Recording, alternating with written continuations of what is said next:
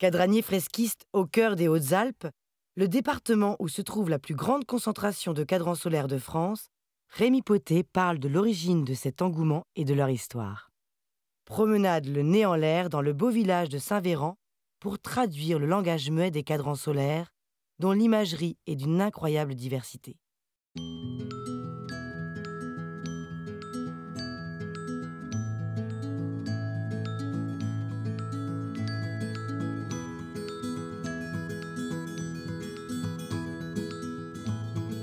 Concernant le cadran, on peut définir qu'il s'articule autour de 3 éléments.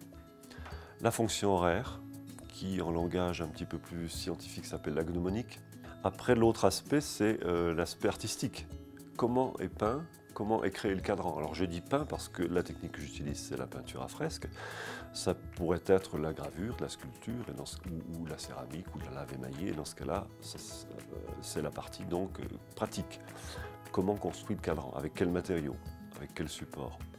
Et puis la troisième idée du cadran, c'est le message iconographique et le message philosophique.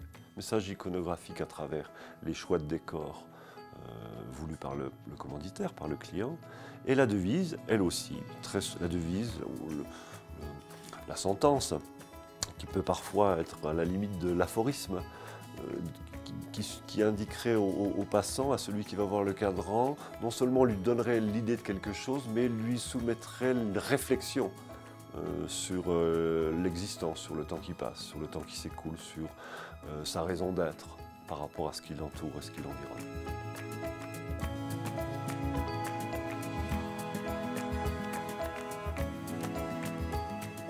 On est en présence d'un cadran différent des cadrans anciens qu'on pouvait voir au 19e, avec, on voit ici, l'envie du propriétaire de raconter son histoire à travers une image qui se trouve au-dessus de la fonction horaire, avec la partie montagne qui révèle l'histoire du propriétaire, David, originaire et né à Saint-Véran, et puis son épouse, Anna, originaire du Pérou, dont on a le reflet dans le lac du Blanchet du sommet péruvien, le Huascarán.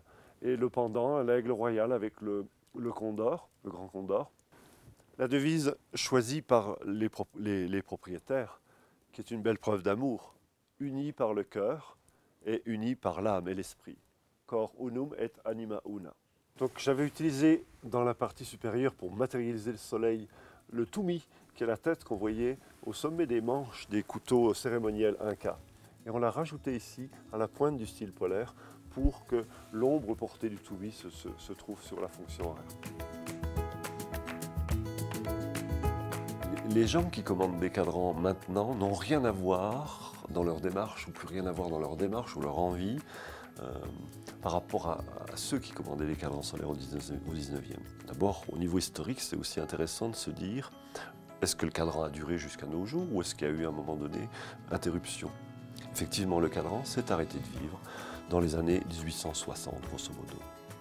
Et relativement avec l'arrivée du train en France et en Europe, qui imposait sur tout le territoire d'avoir une heure identique pour tout le monde.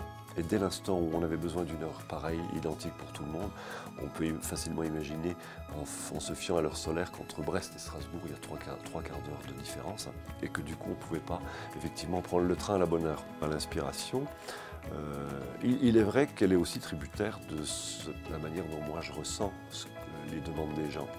Et comme je suis particulièrement attaché au milieu dans lequel je vis, ici dans le Queyras, le milieu montagnard, la flore et la faune notamment, c'est vrai qu'à chaque fois que je peux enrichir mes cadrans d'éléments décoratifs qui sont issus des sujets qui me tiennent à cœur, je n'hésite pas une seule seconde. Ouais.